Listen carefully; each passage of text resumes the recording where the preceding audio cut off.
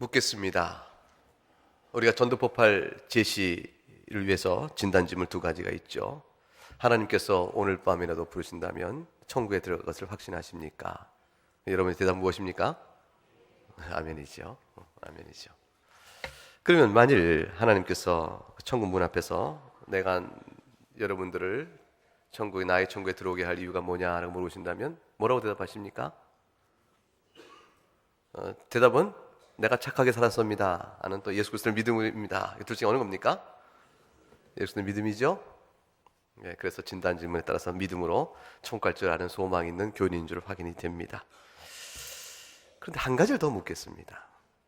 하나님께서 만일 거기서 옳도다 믿음으로 천국에 들어온다 하고 더 이상 묻지 않고 받으시면 좋은데 만약 하나님 한 가지 더 물으시면 이런 뭐라고 대답하겠습니까? 그런데 천국에 들어오게 할 그 믿음이 정령코 너에게 있는지를 내가 무슨 증거로 아는고 물으시면 뭐라고 대답하시겠습니까? 믿음으로 천국에 가는 줄 아는데 그 천국에 들어갈 만한 믿음이 있다는 그 증거를 내가 무엇으로 볼꼬? 뭐라고 대답하시겠습니까? 하나님, 제가 믿는다고 했지 않습니까? 글쎄, 제가 말했으면 믿으셔야지. 그래서 믿는다니까요, 글쎄. 이렇게 말하는 것으로 충분치가 않죠. 믿는다고 아무리 말을 해도 하나님이 증거를 보자 하시면 증거가 있어야 합니다. 어떤 증거를 보이시겠어요? 화평교회 교족부를 들어다가 이렇게 보여주면 하나님 보세요, 제가 이렇게 화평교회 교인이었습니다 할 텐데 이게 공수의 공수거라 가지고 못 가거든요. 무엇을 보이시겠습니까? 신앙의 이력을 자랑하시겠습니까? 무엇을 하시겠습니까? 오늘 본문을 통해서 하나님이 내가 너를 나의 천국에 들어오게 할 이유가 되는 그 참 믿음의 증거를 내가 보기 원할 때 여러분이 보이실 만한 증거가 있으니 그 증거가 바로 용서입니다. 용서입니다. 천국은 자신에게 해를 끼친 자를 용서하는 자에게 주어집니다. 천국은 용서의 마음이요 용서의 정신을 가진 자에게는 열려지지만 용서의 마음을 갖지 못하고 있는 자에게는 천국은 닫혀집니다. 이것은 구원과 관련된 아주 중요한 사실입니다. 매우 본질적이며 아주 심각할 만큼 중요한 사실입니다. 그런데 우리가 너무나 쉽게 잊고 있는 사실입니다. 여러분의 한 영혼도 예의 없이 주의 나라에 임할 수 있기를 바랍니다. 그 바람은 오늘 이 말씀이 여러분 심령 속에 동의되어지고 자신을 돌아보아 과연 내가 어찌할꼬? 라는 그 질문 앞에 여러분 나름의 답을 복음적으로 갖기를 원합니다. 아니 우리가 천국에 들어가는 것이 구원을 받는 것이 오직 예수 그리스도의 은혜로 말미암는 것이 아닌가? 예수 그리스도의 은혜로 만난 것이고 그로 믿음으로 주를 믿을 때 용서를 받는 것인데 어찌하여 우리가 믿음의 증거로 해서 용서하는 자에게 천국에 들어가는 것이 허락된다고 말씀하는가? 믿음만으로는 충분한 것이 아닌가? 이렇게 질문하겠죠.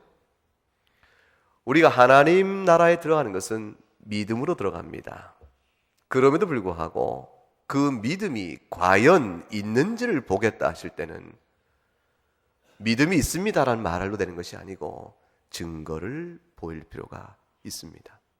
지금은 그 증거와 관련한 말씀을 나누는 것입니다. 오늘 본문이 마태복음 6장 12절 주님이 가르친 기도 가운데 12절의 말씀입니다. 우리가 우리에게 죄 지은 자를 사하여 준 것 같이 우리의 죄를 사하여 주시옵소서. 14절 15절 가게 되면 더욱더 명확하게 주님이 직접 명하십니다. 너희가 사람의 잘못을 용서하면 하늘에 계신 아버지께서 너희 잘못을 용서하실 것이지만 만일 너희가 사람의 잘못을 용서하지 아니하면 하늘에 계신 너희 아버지께서 너희의 잘못을 용서하지 아니하실 것이라. 이 두 가지 이 말씀 속에 담겨 있는 이 내용은 크게 우리에게 두 가지 내용을 전해줍니다. 하나는 첫째 뭡니까? 죄 사함을 위하여 기도하라는 것입니다. 죄 사함을 위하여 기도하라. 둘째 하나는 첫 번째가 맞물려서 그런데 어떻게 죄 사함을 위하여 기도합니까? 할 때 기도의 방식을 우리가 우리에게 죄 지은 자를 사해 준 것 같이 기도하라. 그리고 너희가 사람의 잘못을 용서하면 용서하신 하나님인 줄 알고 기도하라. 그러면서 죄사함을 위하여 기도하라고 말씀합니다. 이 두 가지 내용을 정확하게 바르게 이해해서 각각을 이해하여 두 개를 연결시켜야 오늘 주님께서 주신 교훈의 참뜻을 이해할 수가 있게 되어집니다. 먼저 죄사함을 위하여 기도하라는 말씀을 생각해 보십시다. 주님이 우리에게 죄사함을 위하여 기도하라고 말씀하십니다. 주님의 보혈의 피로 우리가 용서받는 것이요, 한 번 용서받은 자는 전적인 죄사함을 받는 것이요, 영단번에 어둠에서 빛으로 옮긴 자가 되었으며 하나님의 자녀가 되었거늘 무슨 죄사함을 위하여 기도하라 말씀하십니까? 우리의 모든 과거의 죄와 지금의 죄와 앞으로 지을 모든 죄를 주께서 보혈의 피로 넉넉히 용서하셨거늘 주님의 보혈이 용서하지 않은 죄가 뭐가 있어서 죄사함을 위하여 기도하라 말씀하십니까? 주님 고린도전서 6장 11절에 보니까 주 예수 그리스도의 이름과 우리 하나님 성령 안에서 씻음을 받았고 거룩함을 받았으며 너희가 의롭다함을 받았다, 이렇게 말씀하셨는데, 우리가 그 말씀에 비춰보면 예수 그리스도의 이름과 성령 안에서 우리가 씻음과 거룩함을 받아 의로운 자가 되었거늘, 하나님 보실 때 우리가 거룩한 자가 되었거늘 우리가 무엇이 부족하여 주 앞에 죄사함을 위하여 기도해야 합니까? 그럴 필요가 없는 거 아닙니까? 이렇게 반문할지 모릅니다. 그러나 하나님이 보실 때 세상을 만들기도 전에 하나님은 그의 작정 안에서 예수 그리스도 안에서 우리를 택하여 구원하여 하나님 자녀 삼으시로 하나님이 결정하셨습니다. 계획하셨습니다. 그렇기 때문에 그리스도 안에서 우리를 바라보시는 하나님은 우리를 의롭다 하시며 또한 거룩하다 말씀하십니다. 그러나 실제의 인생을 살아가는 이 우리의 시간 흐름 안에서 우리는 우리 자신이 부인할 수 없는 것은 뭡니까? 우리가 매일 날마다 죄를 범한다는 사실입니다. 그렇기 때문에 주님께서는 우리에게 날마다 회개할 것을, 죄를 고백할 것을, 인정할 것을 명하시고 요구하셨습니다. 성경을 한번 열어보십시오. 요한일서 한번 열어보세요.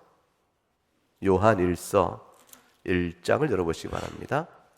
제가 가진 성경 388쪽 어간입니다. 요한일서 1장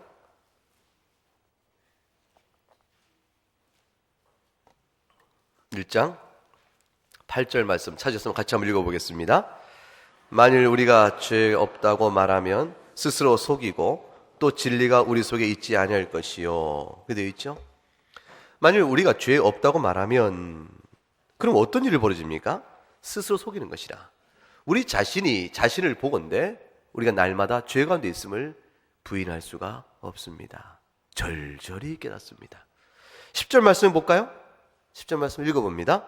만일 우리가 범죄하지 아니었다 하면 하나님을 거짓말하는 이로 만드는 것이니 또한 그의 말씀이 우리 속에 있지 아니하니라. 우리가 죄 용서를 구할 만한 어떤 일도 없다 말하면 그것은 스스로 속일 뿐만 아니라 더욱더 하나님을 거짓말하는 자로 만드는 것이라. 이 두 가지 말씀은 분명하게 우리가 날마다 죄를 범하는 자요, 따라서 주 앞에서 용서의 은혜를 구해야 될 그런 자들임을 말씀해 줍니다. 우리가 왜 죄사함을 위해 기도해야 됩니까? 예수 그리스도 보혈로 다 구원을 받았는데, 이 질문 앞에 답은 요한일서의 답도 답이지만 그러나 결정적인 답은 예수님이 죄사함을 위해 기도하라고 명하셨지 않은가? 거기에 있습니다. 그 많은 이유가 있으니까 명하신 거 아닌가? 왜 그렇게 명하셨을까? 우리가 주 안에서 의로운 자요 거룩한 자지만 실상의 매일 생활 속에서 우리가 죄 가운데 있기 때문이라. 이것이 답입니다. 우리가 먼저 여기서 알아야 될 한 가지 사실이 있습니다.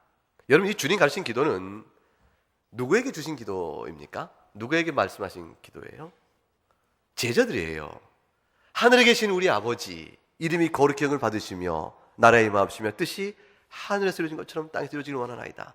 누가 하나님을 우리 아버지라고 부를 수 있어요? 이미 하나님의 자녀가 된 자들이니까 그 하나님의 자녀 된 자들에게 이 주님이 이렇게 말씀하신 은혜로 구원을 받은 자들에게 주님이 주시는 말씀입니다. 그러니까 죄사함을 위하여 기도하라는 것은 하나님의 자녀가 되기 위하여 구하라는 기도가 아니에요. 이미 하나님의 자녀가 되어 은혜의 용서, 용서의 은혜를 경험해서 하나님의 자녀가 된 자들이 이제 여전히 죄의 실상 가운데 젖어 있는 모든 모습들을 바라보면서 주께서 우리를 그렇게 사랑하여 용서의 은혜로 우리를 구원하셨거늘 어찌 하나님 앞에서 내가 이렇게 살고, 이 질문 앞에 자책하고 주의 그 앞에 자신을 돌아보며 주 앞에 용서의 은혜를, 우리가 오늘 예배 때도 회개 기도신을 갖췄잖아요. 한 주를 돌아보면서 허물과 우리의 잘못을 주 앞에 고백하지 않습니까? 바로 그처럼 주 앞에 죄사함을 매일매일 삶 속에서 하여야 하는 것입니다. 주님이 우리에게 그것을 명하신 것이죠. 그러면 두 번째 내용을 한번 생각해 보십시다. 우리가 죄사함을 위하여 기도할 이유가 분명한데, 근데 어떻게 그것을 구하는가 했더니 그 다음이 우리를 혼란스럽게 합니다. 우리가 우리에게 죄를 지은 자를 사하여 준 것 같이 우리의 죄를 사하여 주옵소서, 이렇게 기도합니다. 여러분, 우리가 우리에게 죄 지은 자를 사하여 준 것 같이 우리의 죄를 사하여 달라는 이 기도는 어떤 기도를 뜻합니까? 이것은 흔히들 오해하는 것처럼, 잘못 이해하면 오해할 수 있는 것처럼, 내가 나에게 죄 지은 자의 죄를 사해 주었으니 그 공로와 그 순종의 가치를 보시고, 그러므로 하나님께서도 내가 이만큼 했으니 하나님도 나에게 나의 허물을 용서해 주셔야겠습니다, 그런 의미에서의 조건적 의미로 하는 것이 아닙니다. 우리가 우리에게 죄진 자를 사하여 주었다는 이 사실이 조건이 되어져서, 그것이 공로가 되어서, 그것이 행위의 근거가 되어져서, 그러므로 하나님 보소서, 내가 이렇게 용서하지 않았습니까? 그래 하나님도 내가 하신 것만큼 해 주셔야 되지 않겠습니까? 이렇게 하는 의미에서의 기도가 아닙니다. 여러분, 우리가 어떻게 그런 기도를 할 수가 있겠어요? 우리가 만약 그렇게 기도한다고 생각한다면 우리가 감히 그 기도를 주 앞에 드릴 수 있겠습니까? 여러분이 얼마나 용서하십니까? 우리가 그렇게 될 수가 없습니다. 주님이 우리가 우리에게 죄 지은 자를 사하여 준 것 같이라는 것은 우리가 우리에게 죄 지은 자를 용서해 줍니다. 근데 우리가 용서해 줄 때, 우리가 이 자의 죄를 용서할 때 한 가지 이유로 제가 용서합니다. 그 이유를 아시는 것처럼 주님도 같은 이유로 저에게 용서해 주시옵소서. 여기에 말한 이유는 내가 용서한 근거나 행위의 가치가 아니고 용서의 방식을 뜻합니다. 여러분, 죄를 용서한다, 여러분에게 잘못한 자가 용서를 구하러 와서 미안하오, 이게 용서를 구하면 여러분이 그 용서를 받을 때 그 용서는 어떻게 받습니까? 당신 나에게 행한 모든 것을 다 갚으시오, 그래 내가 용서하겠소, 그렇게 용서하십니까? 그럼 그게 용서가 아니죠. 여러분, 자녀가 무엇을 잘못해서 아버지 어머니한테 잘못했습니다 라고 말할 때, 그 말할 때 용서란 것은 무엇입니까? 네가 행한 일을 네가 알진데 네가 그 대가를 치료할 것이다, 이렇게 말하면 그것은 용서가 아니라 뭡니까? 심판이죠. 심판입니다. 원래 용서를 한다는 것은 이미 그 자에게 요구할 정당한 대가나 벌을 내리지 아니하고 그거를 접어두고 그걸 받아들인다는 것을 의미합니다. 용서는 그 자체가 은혜의 성격을 갖고 있어요. 그래서 우리가 우리에게 잘못한 자를 낱낱이 따져서 그 값을 치르게 하지 아니하고 그걸 다 덮어버리며, 허물을 덮어버리며 그의 잘못을 우리가 받아준 것처럼 하나님께서도 우리의 모든 허물을 낱낱이 들춰내어 값을 추도하지 아니하시고 은혜의 용서로 받아주시기를 빕니다. 그것이 바로 그 내용입니다. 내가 은혜로 우리에게 죄를 잘못한 자를 내가 받아주오니 주님께서도 저의 허물을 은혜로 받아주실 줄 믿습니다. 하나님의 자녀는 상대방에게 자신이 그가 말한 낱낱의 잘못을 다 따져서 값을 내라, 대가를 치러라, 이렇게 하는 마음으로 그렇게 모두 용서했다, 이렇게 하는 생각을 감히 하질 못합니다. 왜냐하면 하나님의 자녀는 그 마음속에 하나님 자녀로서 갖는 아주 독특한 영적 성격이 있기 때문입니다. 그것이 뭡니까? 용서의 은혜에 대한 기가 막힌 감격과 감사합니다. 정령껏 하나님을 믿고 주의 자녀가 되었다, 참 믿음이 있다 하는 사람은 그 마음속에 지울래야 지울 수 없는, 날마다 새롭게 누려지는 기가 막힌, 형용할 길이 없는 하나님 용서의 은혜에 대한 감사와 감격이 있습니다. 따라서 우리가 우리에게 죄의 존재를 사하여 준 것 같이 우리의 죄를 사하여 주시옵소서, 이렇게 구하는 기도의 내용을 좀 더 자세히 그 내면 안에 영적 형편을 헤아려 풀어본다면 그것은 이렇게 되는 것입니다. 하나님 아버지, 우리는 하나님 아버지의 용서의 은혜로 죄사함을 받아 하나님의 자녀가 되었습니다. 우리가 그러한 은혜에도 불구하고 일상 가운데 죄를 범하는 일이 있어서 심히 마음의 애통함이 있습니다. 이제 우리가 주님께서 오직 은혜로 우리를 주님의 자녀 삼으신 그 사랑을 감사하고 감격하면서 하나님의 자녀답지 못하게 산 저희들의 죄도 또한 하나님의 은혜로 용서해 주시기를 간절히 바랍니다. 오 하나님 아버지, 우리가 그런 간절한 소망을 가지고 주님께서 제게 베푸신 용서의 은혜로 말미암아 저도 또한 저에게 용서를 구하는 자에게 용서의 은혜를 베푸오니 주님께서 저의 허물을 또한 용서의 은혜로 정결케 하여 주옵시며 이미 베푸신 용서의 은혜로 주님의 자녀로 삼으신 것처럼 저의 일상의 허물도 용서의 은혜로 정결케 해주실 것을 제가 믿고 바라옵나이다. 철저한 용서의 은혜에 대한 간절함을 담아서 이렇게 기도하는 것입니다. 이 마음속에 하나님 용서의 은혜에 대한 절절한 감격과 감동이 늘 있기 때문에 그거로 인해서 그 은혜를 아는 자로서 우리에게 허물을 끼친 자에게 용서를 베풀며 우리는 주님을 생각합니다. 그리고 이와 같은 용서의 은혜를 베푼 것처럼 주님이 과연 용서의 은혜로만 내가 용서받았음을 알고 주 앞에 나갑니다. 그것이 믿음 있는 자요, 참 믿음 가운데 은혜를 아는 자라 말할 수가 있습니다. 우리 주보에 하이델베르크 요리문답이 매주 나가는데 51주 차에 보게 되면 126문답이 있습니다. 오늘은 몇 주 차예요? 51주 차에 보면 질문 126이 있어요. 이건 주님 가르친 기도문의 질문입니다.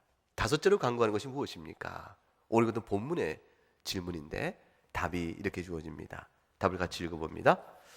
우리가 우리에게 같이 우리 죄를 사하여 주시기를 간구합니다.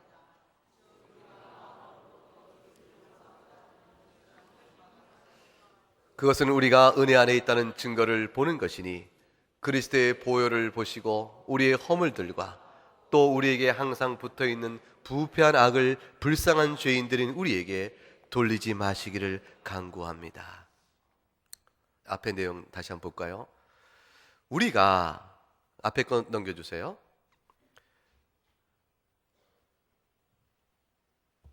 우리가 우리에게 죄의 존재 사하여 준 것 같이 우리의 죄를 사하여 주기를 간구합니다. 이 뜻은 우리가 마음으로부터 이웃을 용서하고자 하는 결심을 하는데 이것은 곧 이미 우리가 하나님의 은혜 안에 있다는 사실을 증거하는 것입니다. 이게 참 중요한 대목입니다. 우리가 주의 용서의 은혜를 경험하고 감격하고 고백하며 감사하며 사는 믿음의 사람이기 때문에 내 안에는 용서의 정신이요, 용서의 마음이요, 용서의 의향이요, 용서의 철저한 능력이 내 안에서 있기를 원하며 또 충만하게 있는 자입니다. 이것이 믿음의 정상적인 영적 원리입니다.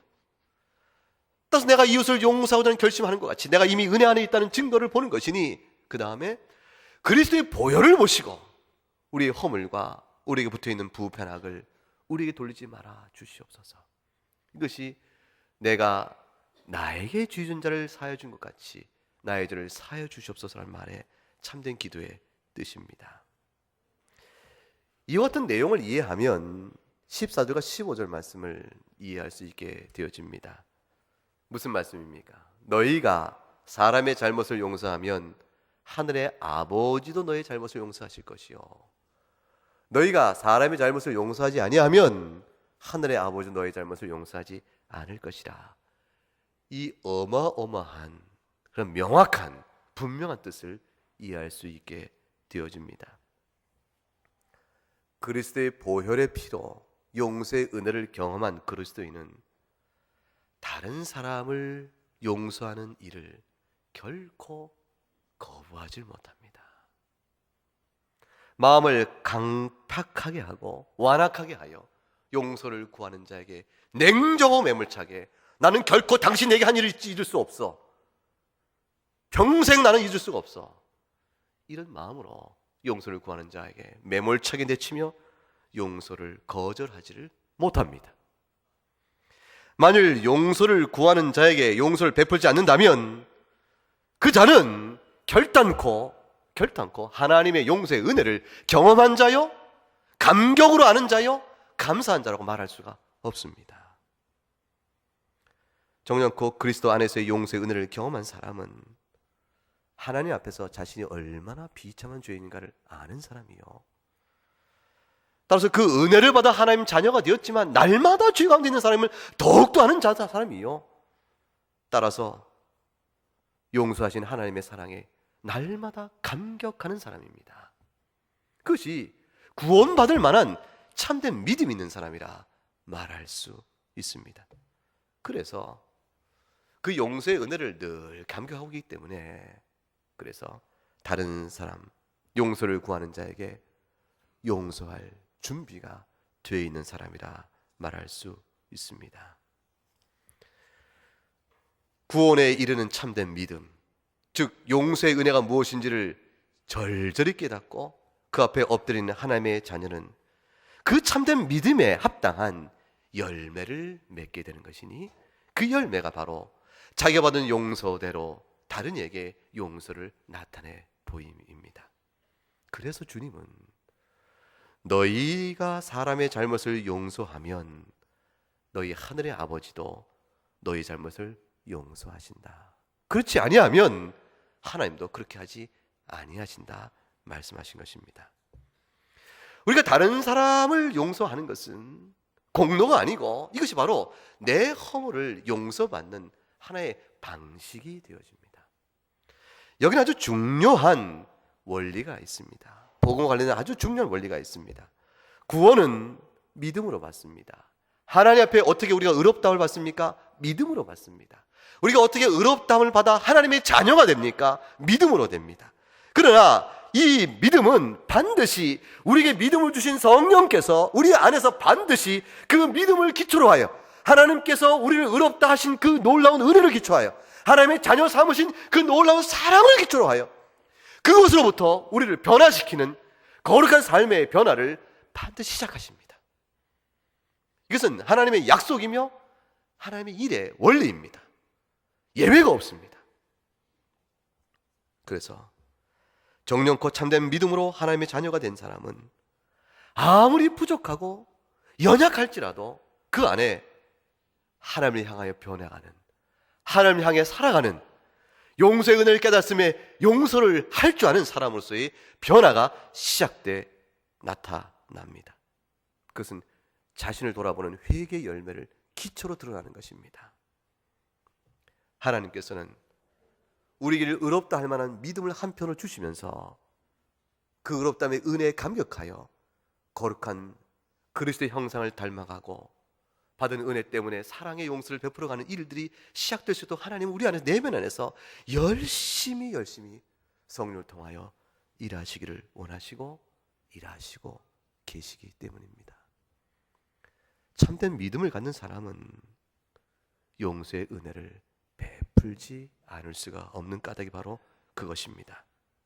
따라서 거룩한 성화의 열매요, 구체적으로 용서의 은혜를 베풀지 아니하는 사람은 의롭다함에 참된 믿음을 갖지 못한 사람이 아닌가, 이렇게 되짚어 물어볼 이유가 나타납니다.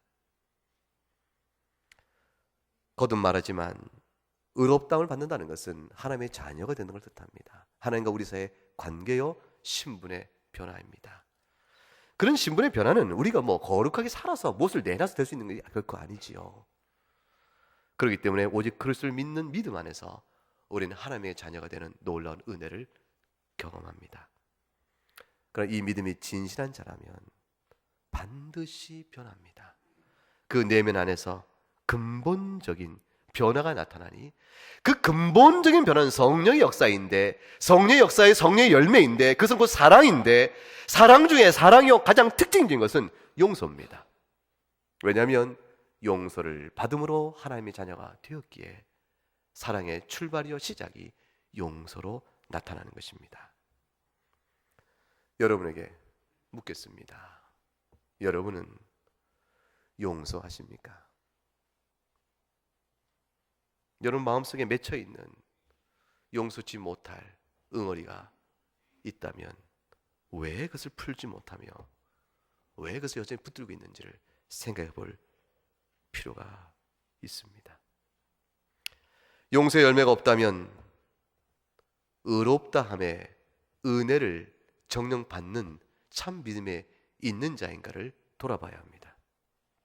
내게 용서를 구하는 자를 향하여 내가 용서치 못하고 있는 마음에 이 완악함이 있다면 내가 정령코 용서를 아는 자인가를 생각해 보아야 합니다.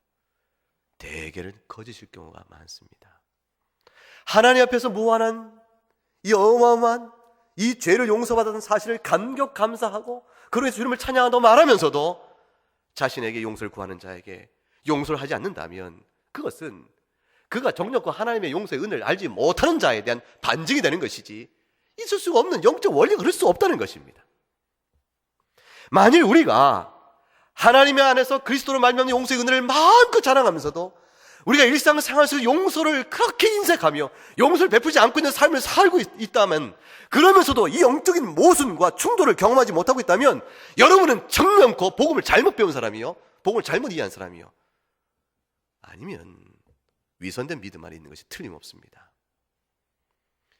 정령코 용서를 은혜를 하나님 앞에 경험했다면 용서하실 능력이 여러분에 있어야 되는 것이요, 그 능력이 없다면 주 앞에서 구하고자 하는 간절한, 오늘 이 기도 제목처럼 구하고자 하는 간절함이 여러분 앞에 있어야 마땅합니다. 연약할 수 있습니다. 우리가 성령 충만하면 감당할 수 있지만 성령이 충만하지 못하면 감당하지 못할 수도 있겠지요. 그러나 그 어떤 경우라도 우리가 용서의 은혜를 베풀어낸 이 사실 앞에 주님 도와주시옵소서. 용서함이 마땅한 줄 알아 주 앞에 은혜를 구합니다. 이 기도가 우리의 진실한 기도이어야 합니다. 용서해 해야 될 사람이 있는데 용서를 못하고 있다면 여러분 자신을 돌아보셔야 합니다.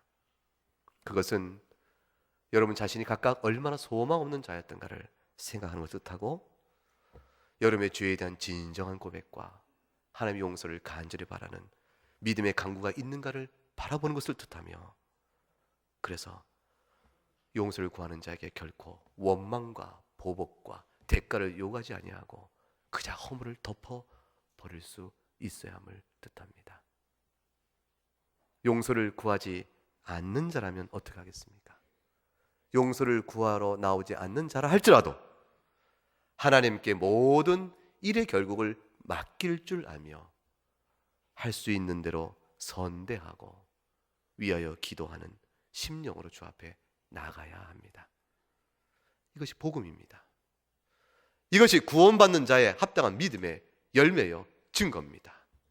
이 증거가 없으면 나의 천국에 너를 들어보내야 할 이유가 무엇이냐 물었을 때 믿음입니다 말하는 그 믿음에 대해서 그 증거가 무엇이냐 물으면 할 말을 못 찾게 될 것입니다. 제가 믿는다고 말했지 않습니까? 그것으로 답이 되질 않습니다. 여러분에게 믿음의 증거가 있습니까?